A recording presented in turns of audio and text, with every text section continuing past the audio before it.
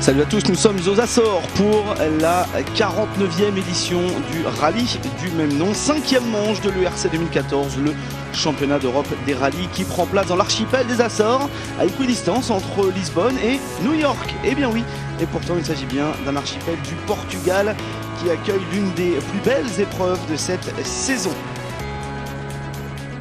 Au cœur d'archipel volcanique des Açores, quelques-uns des meilleurs spécialistes de la discipline sur cette terre si sinueuse vont tenter d'aller chercher le Graal, d'aller chercher un succès ici, mais ce ne sera pas facile. Au pied ou au cœur des volcans absolument majestueux, faune une flore incroyable ici sur cet archipel. Une file compose l'archipel des Açores et nous allons nous intéresser nous à celle où sont arrivés les meilleurs pilotes de l'ERC, enfin presque, puisque le leader du championnat n'est pas là. Esa-Pekka Lappi qui a décidé de faire l'impasse, tandis que Craig Green lui va avoir quelques difficultés et va très rapidement se retirer du circuit après un problème d'ailleurs à domicile pour commencer. Esa-Pekka n'est pas ici, j'espère qu'on va avoir un bon week-end, prendre des gros points. Après ne pas avoir terminé, on a envie d'aller chercher le meilleur possible pour aller prendre des points.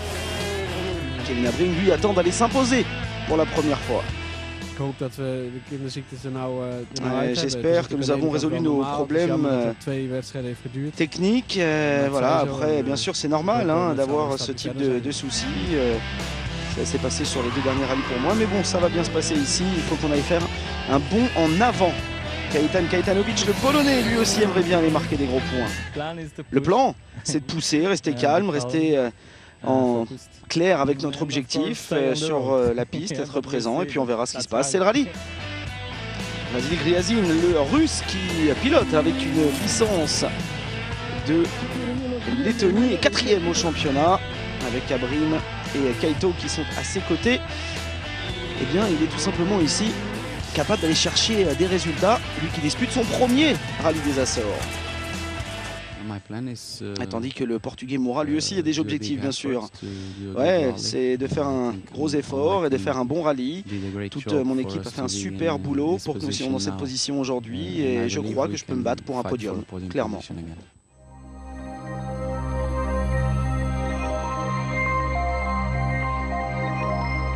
Avec la Corse, le rallye des Açores est sans doute l'un des rallyes aux paysages les plus incroyables de la planète. Et la fameuse spéciale de CT Sidac que nous avons vécu en live ce week-end en compagnie de Brian Bouffier sur Eurosport n'a fait que confirmer nos propos. Spéciale absolument exceptionnelle où nous ne vîmes pas terminer à gauche ou à droite du ravin parce que les chutes sont absolument vertigineuses.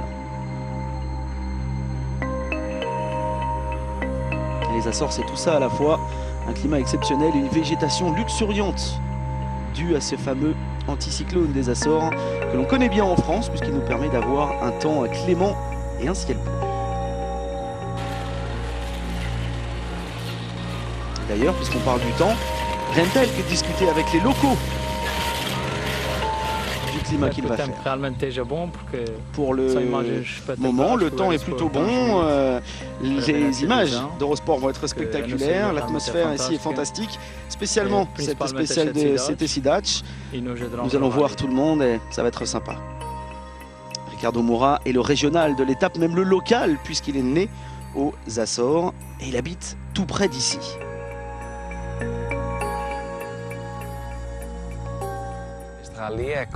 C'est un rallye très important pour moi, c'est le rallye maison. C'est le plus charismatique des rallyes et cette spéciale ici l'est également. La nature tout autour est fantastique, le profil de cette spéciale est très spectaculaire avec des parties très techniques, des lignes droites, des virages très rapides à prendre et puis des parties beaucoup plus sinueuses. Il y a un petit peu de tout dans cette spéciale finalement.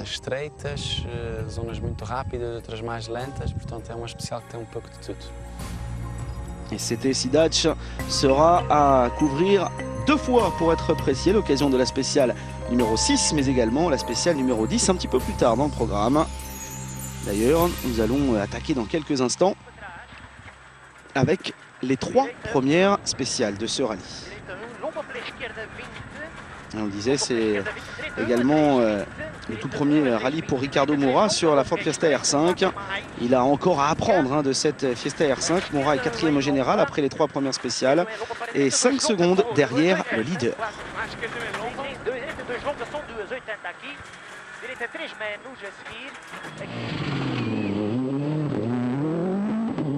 Un coup d'œil aussi sur un autre Portugais, le champion du Portugal 2010, Bernardo Souza, qui est un autre favori pour aller chercher la victoire ici aux Açores. Mais pas évident lorsqu'on ouvre la piste sur la première boucle.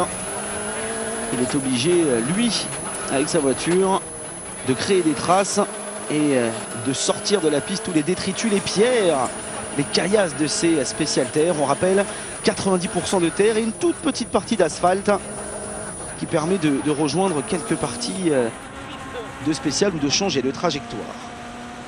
2 fois vainqueur aux Açores, Bruno Magalhães conduit ici une Peugeot et sa première victoire, lui, ça remonte à 2007. Il aller chercher 2 victoires au final sur les Açores, 2008 et 2010, avec le même châssis de la Peugeot.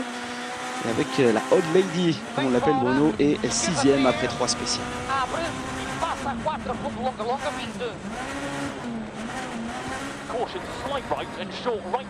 Kevin Abring n'avait pas été en compétition avec une 4 roues motrices sur la terre depuis 2 ans, mais le néerlandais, un des meilleurs pilotes, si ce n'est le meilleur pilote néerlandais, prend part rapidement à la course pour la victoire. Il s'installe quasiment tout en haut de la hiérarchie. Il est après les 3 premières spéciales, 3e à 3 secondes et demie du leader. Et justement, le leader, c'est Craig Breen qui remporte notamment la spéciale d'ouverture et qui domine après les 3 premières spéciales, mais avec un tout petit avantage, pour être précis, moins d'1 seconde. Reste à savoir sur qui il possède cette seconde d'avance.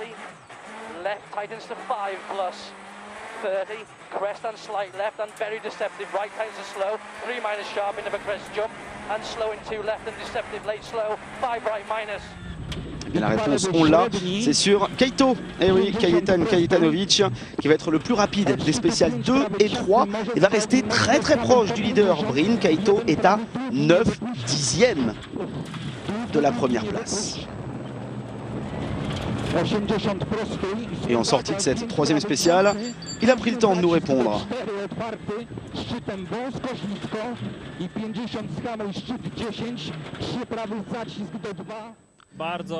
Les spéciales aujourd'hui étaient sur une piste assez soft, mais pas évidente, avec beaucoup de monde dans le pilotage. Mais je regarde vers l'avant les spéciales de demain, mais j'ai déjà d'abord besoin de prendre une bonne nuit. Après ce que nous avons vu en Grèce, les spéciales dont on parle avec Kaito ont été très rapides ici. Je pense que ça va être une grosse bagarre demain. Et justement, eh bien rendez-vous demain avec le public toujours présent et nombreux aux Açores, où l'on est passionné de football et de rallye.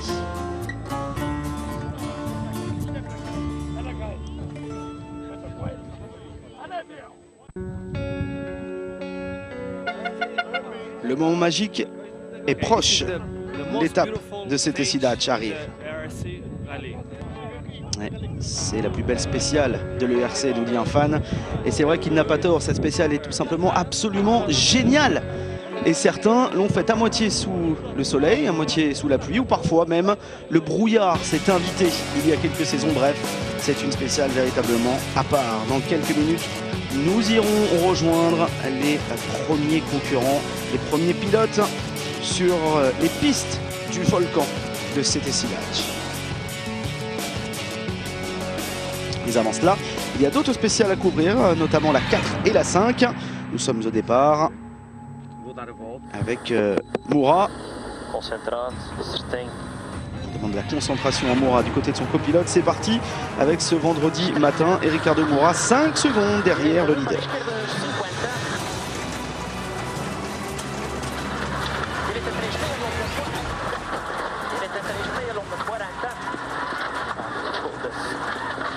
Malheureusement, c'est un désastre pour Moura puisque sa suspension est endommagée après qu'il ait tapé une pierre. Sur un gauche très lent, assez serré, nous avons heurté une pierre sur l'intérieur et ça a cassé le bras de suspension.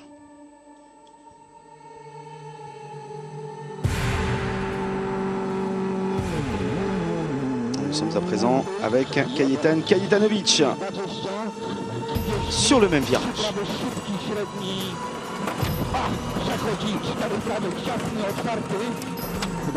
Et Kaito qui va connaître la même mésaventure malheureusement sur le même virage. On a beau essayer de réparer, ce sera compliqué même si il repartira tout de même, mais sera obligé d'abandonner après la spéciale.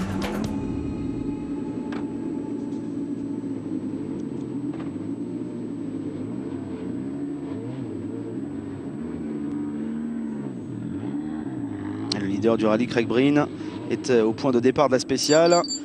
Le temps qu'elle soit malheureusement stoppée pour lui. Tous les pilotes ne vont pas être en compétition sur cette spéciale.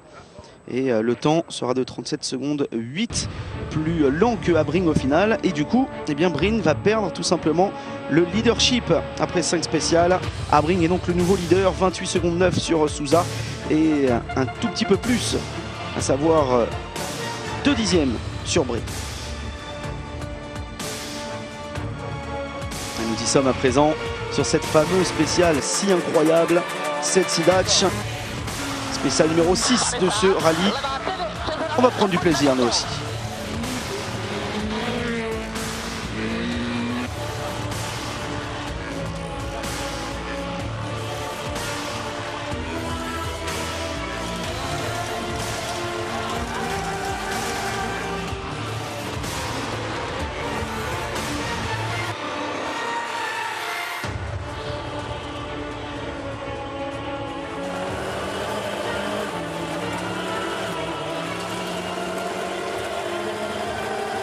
Et ce temps toujours si spécial aux Açores, humide en bas des volcans et extrêmement sec au sommet.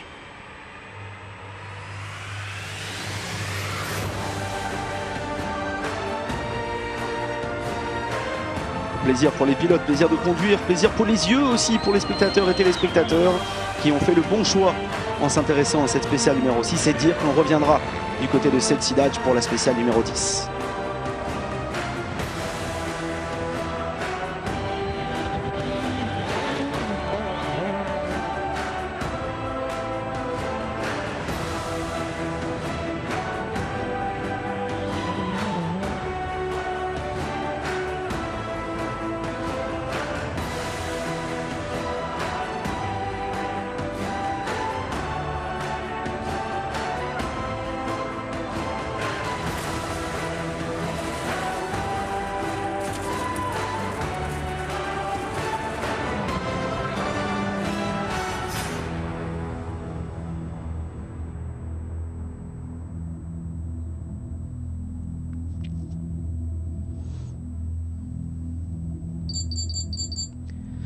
Après les spéciales 6 et 7, Habring domine toujours. Souza 28 secondes 3. Breen est 3e sur le podium, alors que le russe Griezin est un petit peu plus distancé à 1 minute 33 du leader. Nous sommes avec Breen qui est remonté juste derrière à la 2e position générale, mais la Peugeot qui montre encore qu'elle a du potentiel, puisque sur la spéciale numéro 9, Breen va être tout simplement le plus rapide en battant Habring de 4 secondes. Mais malheureusement, juste derrière, à la fin de la spéciale numéro 9, Breen est incapable de repartir. La faute à un moteur qui prenait feu. Il est obligé d'abandonner. Et oui, malheureusement, nous avons eu un petit feu qui a commencé à prendre à la fin de la spéciale. Ça a brûlé des câbles et derrière, voilà, malgré le fait qu'on ait travaillé sur le moteur, on n'a pas pu repartir. Donc maintenant, on va s'asseoir ici dans cet environnement vraiment incroyable, profiter du soleil. Malheureusement, c'en est terminé pour le rallye. Et Breen qui va surtout supporter son coéquipier, Habring, qui lui aussi va avoir quelques soucis sur la spéciale numéro 10. De nouveau ici à cette Sidac, cette spéciale du volcan, avec malheureusement pour lui, là aussi des problèmes mécaniques.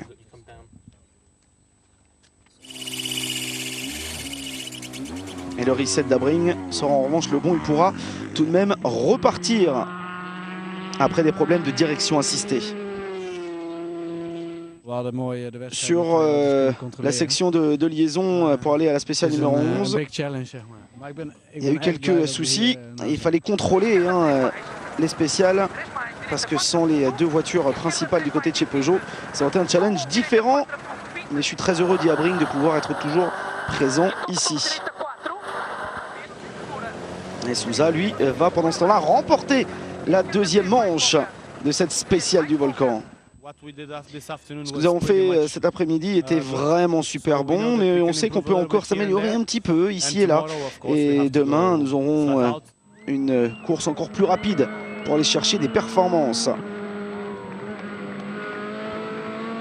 Ouais, pendant ce temps-là, un garçon qui va souffrir de crevaison, c'est le Français Robert Conzani, qui malheureusement va rentrer quasiment sur 3 roues, même si le règlement oblige à avoir au minimum les roues, un bout de pneu sur la jante.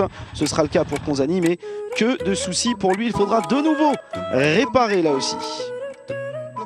Et le team Delta Rally qui va tout simplement remettre en état de manière parfaite la Peugeot 207 prête pour la dernière journée de compétition.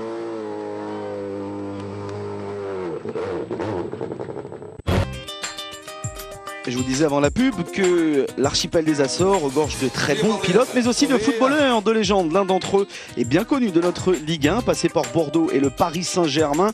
Pedro Miguel Carrero Resendes, dit Paoletta, est avec nous. Salut, c'est Paoletta. Bienvenue aux Açores, São Miguel. Comme vous savez, c'est pas mon sport. Mon sport à moi, c'est le foot, mais j'adore le rallye et j'ai envie de prendre part à tout ça.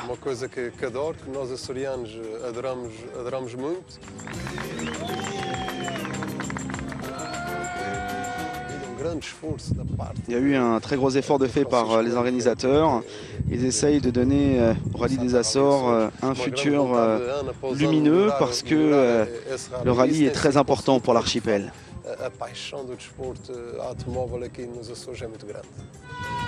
Paoletta, l'un des fans numéro 1, si ce n'est le fan numéro 1 de ce rallye des Açores, et on le comprend bien évidemment. Un coup d'œil sur la deuxième journée avec 3 spéciales là aussi. Et Abring qui est toujours 16 secondes 3 derrière le leader Sousa au début de la deuxième partie de ce rallye. Et Abring qui pousse énormément, voire peut-être un petit peu trop. Il heurte tout d'abord le côté de la piste avant de manquer de quelques centimètres de se sortir complètement. Et il a au final beaucoup de chance en terminant dans la rubalise qui se trouve juste à côté.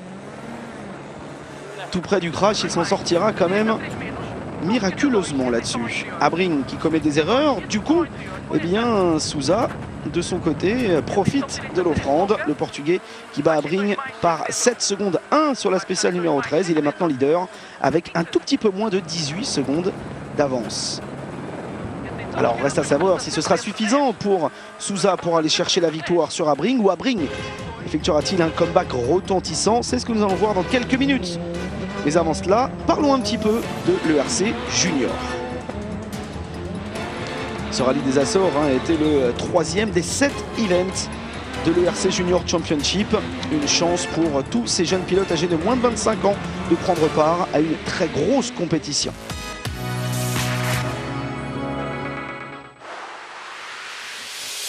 Beaucoup de nationalités sont représentées ici et une expérience qui grandit encore et encore, notamment ici sur l'archipel de l'océan Atlantique, l'archipel des Açores. Et quelques fédérations ont choisi de mettre l'accent sur leurs pilotes, qu'ils aident au maximum pour les voir grandir et pourquoi pas atteindre l'échelon supérieur et voir encore plus loin que l'ERC Junior. Et c'est le cas pour certains, notamment Stéphane Lefebvre, qui va être excellent d'ailleurs tout au long de ce week-end de compétition ici au Portugal. Et c'est sa première et dernière chance à Stéphane Lefebvre pour aller marquer des gros points sur cette piste si compliquée à négocier, cette piste terre, alors que Gino Bux, lui du haut de ses 23 ans, a envie aussi de grandir avec le rallye. La grosse différence, c'est surtout pouvoir contrôler vraiment la glisse de la voiture et rouler vraiment avec le train arrière. Ça, c'est fort différent par rapport au pilotage sur asphalte. C'est sûr qu'en Belgique, il y a un seul rallye où on retrouve un petit peu de terre. Donc, c'est pas quelque chose qu'on connaît vraiment comme on trouve en France.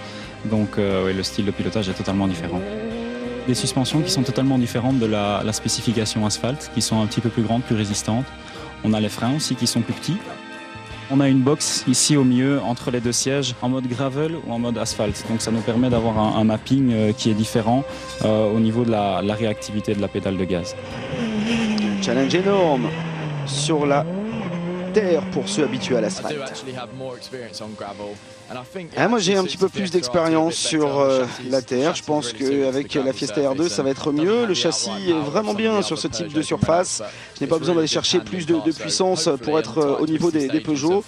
Mais voilà, c'est une très bonne voiture. Espérons que ça puisse bien se passer pour moi. En tout cas pour le moment, sur ces spéciales aux Açores, le boulot est absolument parfait. Et la vitesse en revanche est différente, la traction, le freinage est également complètement différent qu'on se trouve sur asphalte ou sur la terre, preuve en est. Et nous retrouvons justement le Belge Gino Bux en caméra embarquée. Pour sommet gauche 30 plus pas extérieur, sommet gauche 30 plus pas extérieur, il ferme, sommet gauche 30 plus pas extérieur, 60 mètres.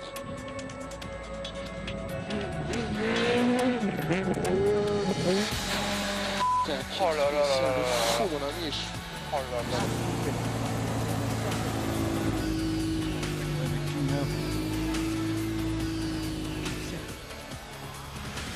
What a wonderful stage. Oh my God. Quel spécial incroyable, oh mon Dieu, c'est la plus belle chose qui m'était donnée de faire durant toute ma vie. C'est un rallye qui demande énormément, c'est un vrai challenge. Et le challenge existe aussi pour beaucoup d'autres pilotes, notamment par Potas, le Britannique, qui va casser sa colonne de direction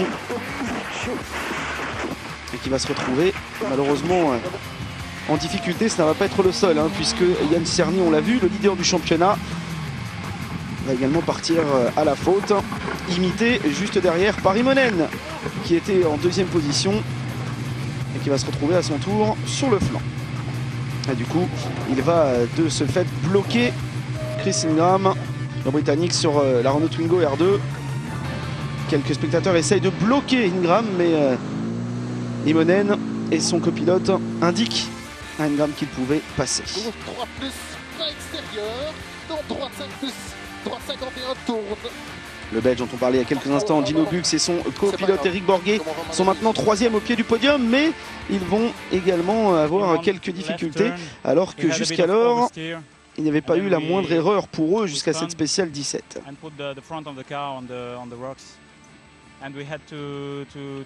C'est ce qui nous explique, pardon, Bux. Nous avons demandé à des spectateurs de pousser la voiture parce que c'était vraiment difficile pour nous. C'est un rallye très petit et la moindre erreur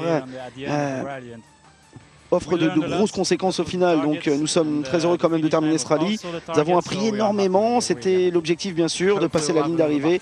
C'est la cible et c'était la cible. Donc nous sommes très heureux de notre performance. Et heureusement pour Bux, pour Ingram et pour les autres, il y aura une autre bataille du côté de Ypres. On retiendra quand même que la victoire est revenue à un Français, Stéphane Lefebvre, qui s'impose avec une confortable avance sur Ingram, qui plus est.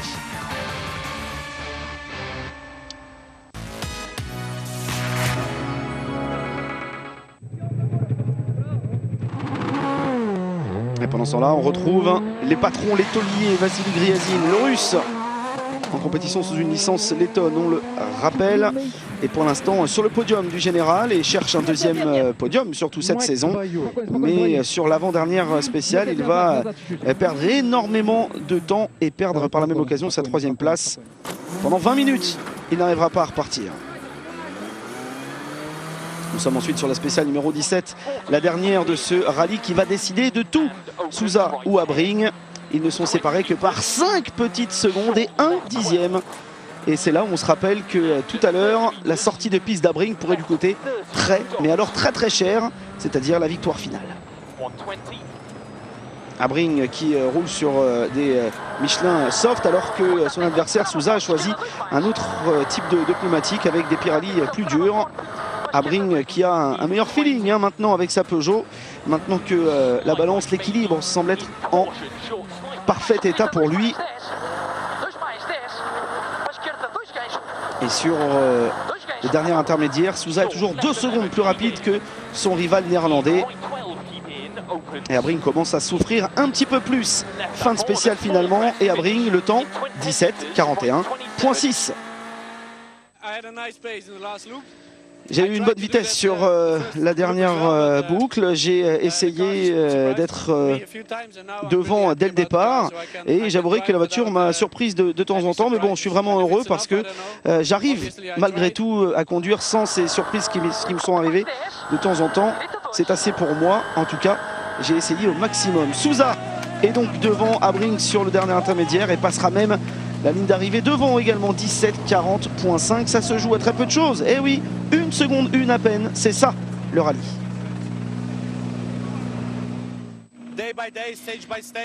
Jour après jour, étape par étape, spéciale par spéciale, on a démarré à chaque fois en croyant que c'était possible d'aller chercher des résultats. Et aujourd'hui, les spéciales avec l'aide des fans qui ont poussé énormément, qui ont supporté de manière incroyable, m'offrent un sentiment génial, celui d'un rêve qui devient réalité. Et au final, Sousa s'impose sur l'ensemble de ce rallye avec 6 secondes 2 d'avance sur Abring, 1 seconde 1 sur la dernière spéciale.